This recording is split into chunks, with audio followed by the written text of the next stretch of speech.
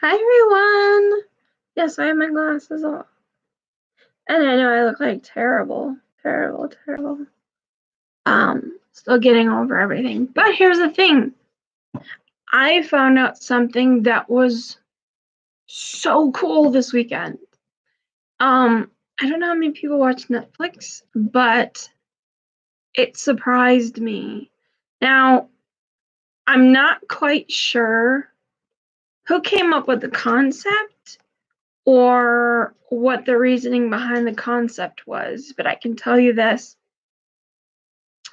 There were juvenile offenders that were put into institutions. Now, I have to say, from what I've saw, and mind you, I watch a lot of behind jails and worse prisons and things that they do to each other or to the staff. The amount of things that terrify the staff, all the fights that go on, all the gang wars that go on, um, they become so hardened that it's very difficult for them to live without basically turning into something that they don't recognize and that their families no longer recognize, in which most will get out and will end up going back.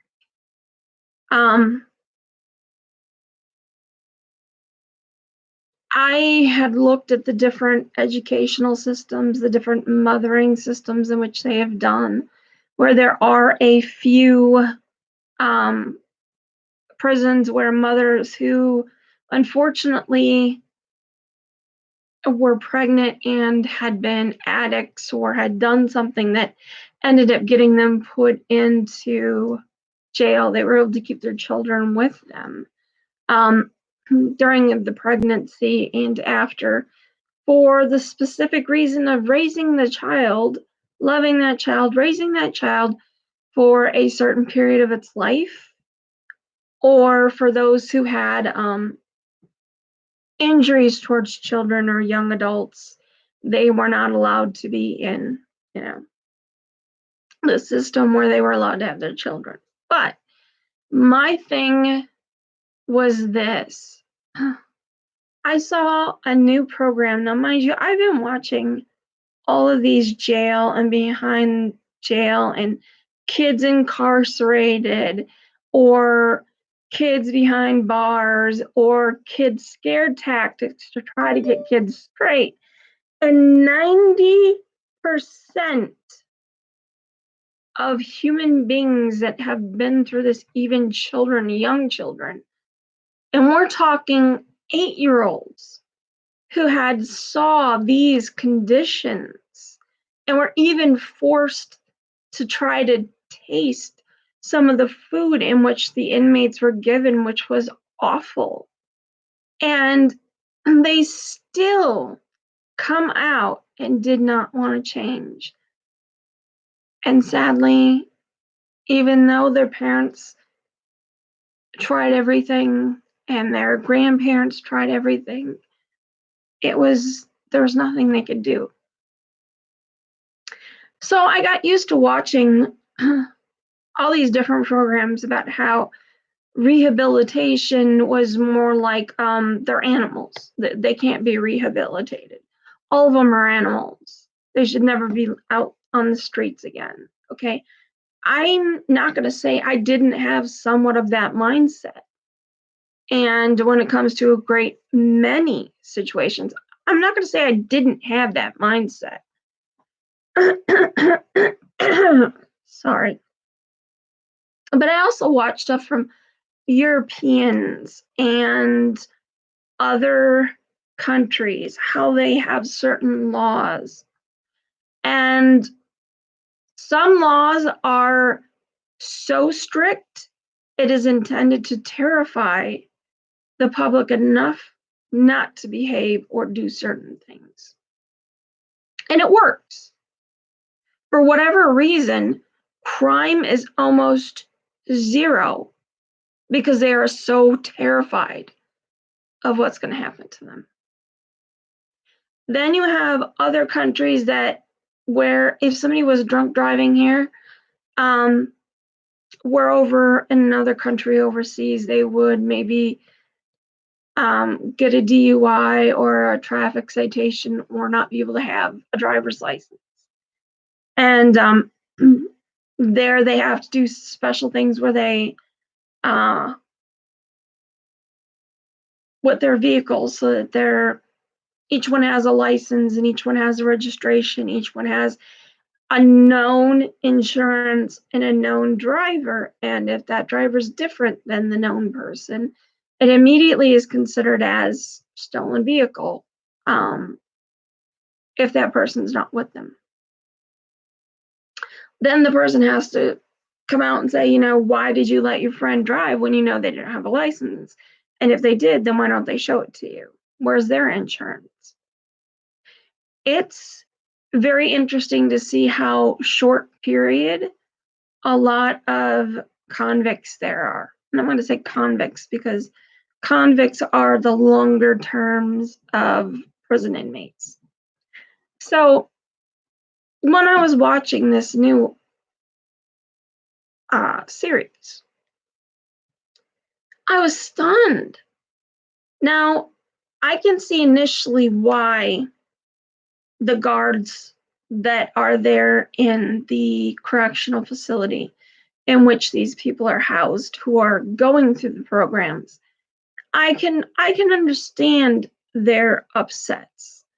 The feeling of knowing that they're getting a free education that is college education, no less. In the United States, yes, it is. It's a program privately funded. And it is there to help people that are once again going to go back out on the streets. We're usually young convicts.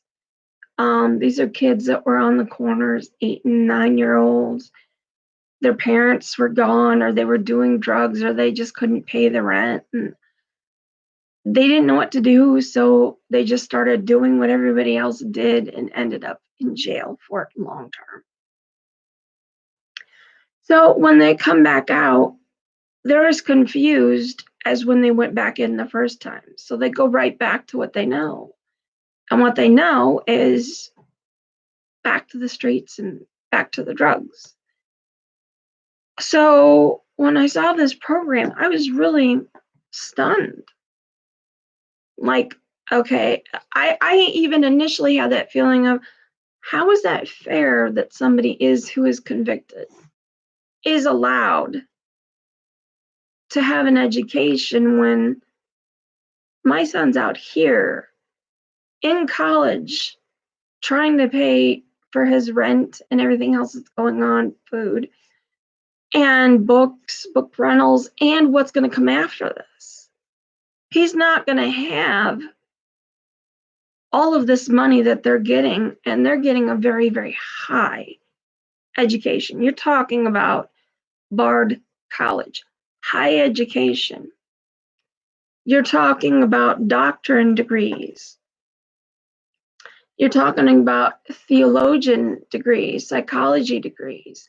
These are big, big degrees in which they've spent 4, 5, 6 years plus working on these degrees so that when they get out, they have something to fall back on so that they don't have to go back to the streets.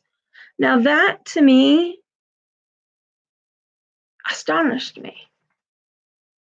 When I hear of Cuomo, Governor Cuomo, out of New York, and I hear about him usually, the Trump and him going at it about this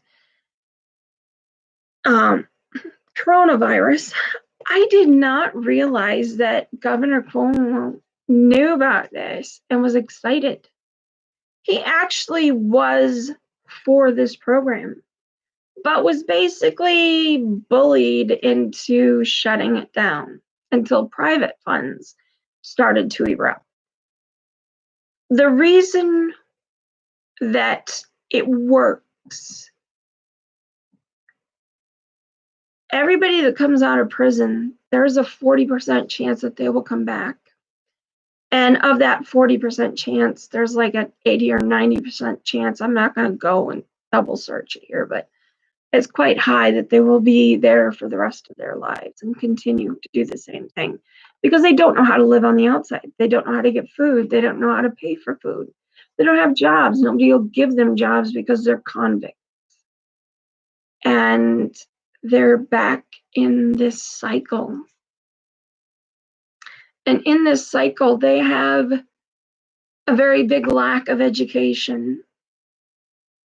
Where I'm from, kids get a great education. They get a great education. When they're in middle school and they surpass their grade, they are sent into high school courses. If they are in high school and they surpass their high school courses, they are put into college courses. And I know this because my son went through this. So they are given a very good education here, but there are so many schools that aren't. And a lot of these kids, they have no dreams. They don't think that there's anything other than where they're at right now, in the moment that they're at in right now, scared. So eventually they continue to go back because they can't live on the streets. They don't know how to get food. They don't know how to go to bed. They're so used to everybody telling them what to do and when, and to give them fresh water and food and stuff that they don't get otherwise. And they just can't seem to make it. So when I originally saw this, I was surprised that this was such a huge thing. And it's not just for men, it was for women as well. To get them educated, to want them to move further in their education, to get the steps to help them to go further in their education. And that the people that are allowed there, they're not gang fighting anymore. They don't care who's in what gang anymore. That don't matter. It doesn't matter whether or not they were from what part of where. These are men and women who no longer are fighting each other, who are no longer fighting the guards, killing guards, terrifying guards, because I don't know if you know much about prison things, but there are so many cadets that they want to be in these correctional facilities. They want to be tough. They want to show them who they are. And by the time you're done, 90% have dropped out and they start again. Nobody wants to be there. Nobody wants to spend time at the correctional facilities. Nobody wants that job. But because there's not a lot of jobs in a lot of places, that's what they're stuck trying to do. But they're so scared. And they don't have the mentality, and they break them. So they run. So you go from these people that were fighting and had reasons to fight to having no reason from the minute they wake up to the minute they go to sleep to care about anybody else. It hardens them, makes them forget that they're human beings, makes them feel like an animal stuck in a cage. And I'm not saying that there isn't some punishment that deserves that, and that there isn't a reason that that should be done. But this gave them a reason to feel human again and to really rehabilitate them. The fact that in 1 year alone, this program can save how many millions of dollars that we put in to the criminal justice system for them to eat, sleep, fight, keep getting arrested, coming back. Considering how much it saves per year or per lifetime, it's outstanding.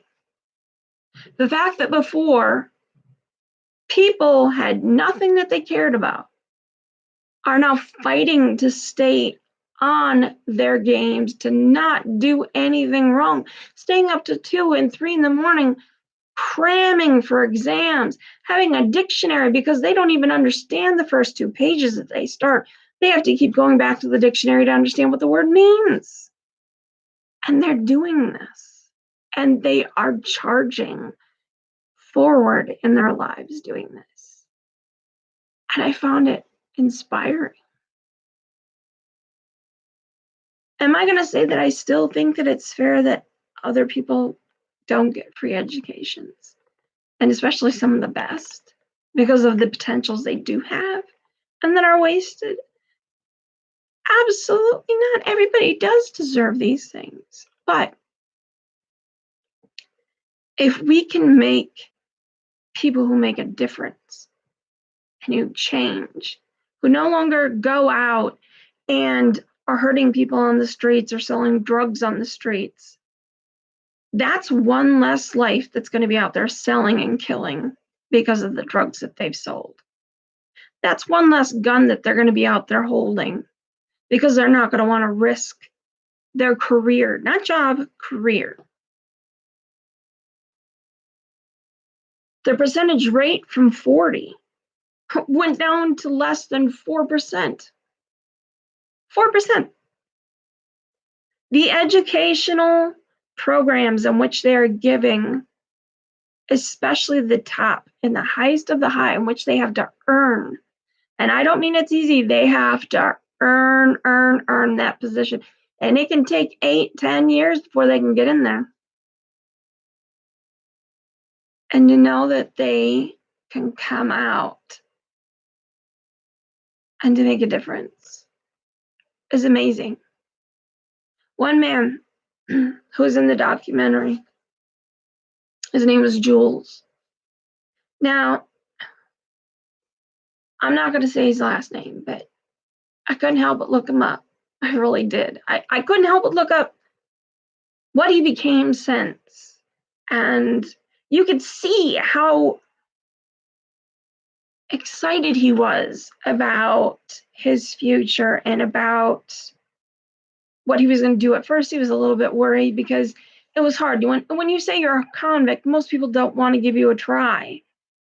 But when they see his credentials and they see that he is nonviolent and they see that he is a good worker, he has made it up the chain, one after another, in places that 90% of the people that worked there before he started didn't even remotely have an education that he has to do the jobs they do. And he can do them all. And he's rose the ladder above people. He even now, last time I read, was working for a very, very big company. He was a convict, but that's not his mindset anymore. His mindset anymore isn't about being a convict or stealing or trying to get by or try to, schmooze something out of somebody or get their money. This is a man who finally, as he put it in his own words, he was able to find words in the dictionary to put to his feelings, because when they were younger, they didn't have these words to be able to say how they felt. So that frustration to not be able to say the words of how you feel because you are uneducated and don't know the words, it's difficult. How do I tell you that I love you if I don't know what the word I love you means? I may feel it and it may stress me, and it can end up to me and you or whoever not caring about each other or thinking, well, they don't care about me because they don't say the words. This is the breakup, the break between what the education they deserved when they went to school and the education that they finally got and that they have worked very hard. One even went in and helped. He had went out and had become a person that helps people once they get out of jail find jobs and helps them to find ways to get into the program. ways to get into jobs, ways to get the probationary, the right probationary people to help them. And he was one himself. And I was stunned. Now, in recent time, the whole issue with Trump and Cuomo has been so heated and up and down, and I can't even say how many times it's like a train wreck. But Cuomo's always held his own. I don't know him personally as a mayor, other than what I've seen and whatever briefings he's done from New York and the horrible situations in which have hit there. But I can tell you that I have some of the deepest respect that he backed this and that he believed that it was worth giving somebody who had no future a try for all the things that they lacked in their life that some of the rest of us did get. They're finally getting it so that they don't have to come back. For some, a GED is good enough. For others, it's not. They urge, they yearn for something more and to be something more. They know what they want. They want to know what they know what they want to learn and what they want to be educated about and to know things about, to question. And that's a fascinating thing. That's why we put our kids in school, so that when they come out, they know what they want to do and what they want to be. And as parents, we try to help. We try to help them get there. Tell them to get the A's. Tell them to get on the honor rolls. Help them with confusions or tutoring if they need it. And it's amazing to watch grown men who are going out in this world who may be almost 40 years old, who actually have a chance and who actually can change something. There was a man that's here in Iowa that shocks me. I love this. He went to prison and he did some stupid things. He ended up in there for a while, and one thing he really took to and really loved was doing people's hair and like barber shop things. And he loved doing this while he was in prison, and he took care of the inmates while they were in there. He finally got the privilege to do that, and when he left, he wanted to do that. But the problem is that the legal law, as it is, it doesn't allow certain people to get certain educations or certain certifications to be able to do that as a job. And they threatened him. Even the state of Iowa threatened him for doing it. And he went out to poor districts. Poor districts. He got himself a van that you can lift up wheelchairs in, and turned it into a mobile barber shop. And it was amazing. He goes to different places that people can't afford to go and get their hair cut or their hair washed. Wheelchairs, walkers, even normal people or even kids that can't afford it. And he goes and he does this. And Iowa government threatened to shut him down because he didn't have a barber's degree. He had been doing hair for so many years, 16 years. And because he didn't have a barber's degree means he wasn't allowed to do that. And the fact that you need a mobile business degree and a mobile business spot in which they allow you, or places in which they allow you to go. This was not something he did. He fought against the system. He fought against the system, and he fought against it to give others that don't have the means and the capabilities something that they deserve, and deserve back to the communities, to let them know, hey, you're cared about, you're loved, you're needed, you're wanted, and people do care about you. And I cannot tell you how many people signed a petition to give that man his right to cut hair in the state of Iowa.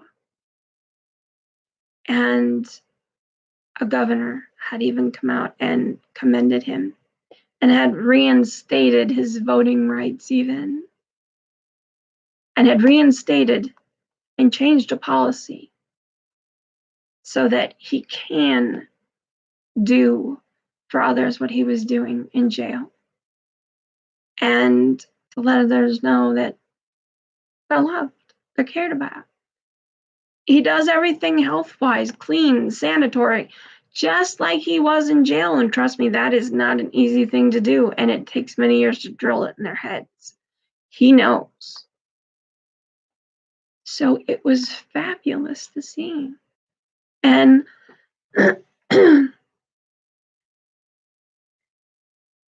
I can't ask why he did what he did. I guarantee he won't know why he did what he did as a kid, other than that's what he was taught or brought up doing. But I can tell you that God does put us in different places for reasons. He does teach us things for a reason. He does help us to grow for a reason. And I do believe that someday there will come a time when an education to a certain degree will be free, because we will find a way to start helping the people that have gone into prison to come back out and to become productive citizens, so that the rest of us don't have to pay so much tax. That's how much less years of tax that we're going to have to pay for them to stay in there. They're going to be making it on the street and helping us to pay that tax, so that the next one gets educated too. And so the ones out here get educated too. And that's what I truly hope and pray comes out of all of this. But I also want to say thank you to Netflix for showing all the wonderful things that they do, and all the documentaries, all the things of the people that you know obviously are not going to be rehabilitatable. But to see the ones that are and see their growth is phenomenal. Even one guy who finally, after he was in jail until he was 70, DNA finally came back and said he was innocent. And he had been telling people for years he's innocent. Nobody believed him. They came back, he was innocent. By then, he lost his entire family, lost his life. They sent him out the door, but what is he supposed to do? He doesn't know the world anymore. He was 20 when he went in. It's a long time. It's a lot of loss. But we got to teach people that when they come out of schools, they come out of jail, they come out of anywhere, that they have a spot in society still where they can do better than when they went in. And hopefully we can start in a better direction that way. I know some people are going to be like, if you have nasty comments, don't leave it. I don't want to see it. But if anything, give Governor Cuomo a shout out. Let him know that, knowing that this is saving tax dollars and it is helping them to become something better so that they don't reoffend and hurt somebody else's family, this is worth it. and to thank him. It hurts my feelings that he pulled his backing out at one point, but he was wise enough to know that this was a good thing and needed to be done and to allow it. So I can't thank him enough. He's going through so much right now. We all are going through so much right now. He deserves a shout out for that one. And for having to be as respectful as he was to President Trump, though Trump wasn't exactly all that respectful back. And I'm not a Trump hater, not. There's some things he says that are kind of like, but give him a shout out. Give the governors of Iowa a shout out for thanking them for doing right by helping this guy do better for his community that he came out of and came out a better person. And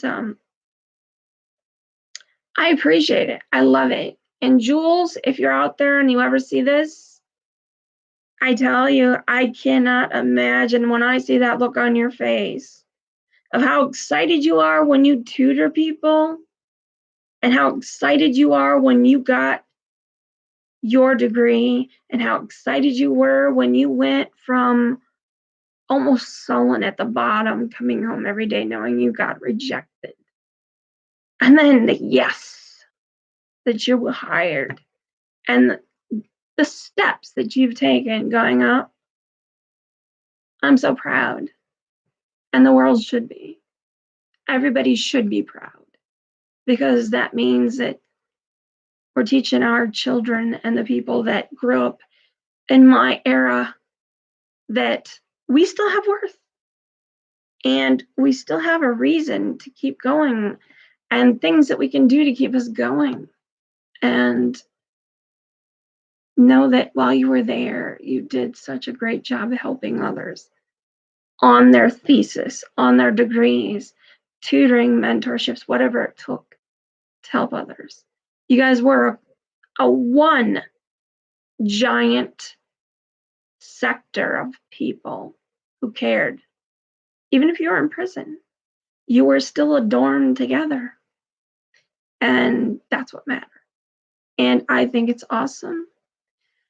To the one they falsely accused of baloney and lost his thesis, I really hope they find it. And that's saying it nicely, considering they took it from him and have no clue what they did with his books or his thesis, so he couldn't graduate, even though he was completely innocent of the charge. And later was released innocent of the charge because the police that watch them every day say, don't you dare think that you're smarter than I am now. Don't you dare. It's almost like you can't think you're better than I am now because you're still a prisoner. And even though I'm a police officer with a low educational background, now that you have masters or bachelors, you're not smarter than me now. And I really do feel that they did what they did vindictively.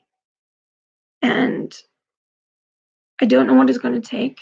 I hope that Netflix or whoever it is that sees it can find some way of helping him get back what was taken and help him to graduate and to get through the graduation so he can stay productive and to be a victorious graduate, just like Jules and just like the man who was helping them all. So, God, thank you for all you do, for every moment of every day, for giving hope to people who had no hope, for every day giving somebody a second chance that did something when they were young and foolish and had no clue whatsoever what it would do to the rest of their lives. And thank you for giving them a second chance so that they really can give the world the second chance too. God bless everybody. And again, make sure you give Governor Cuomo and Governor of Iowa some shout outs because they deserve it. Perfect shout outs. So God bless you guys, and hopefully I'll see you again soon. Maybe. Bye. Hubble's here. Bye. Bye.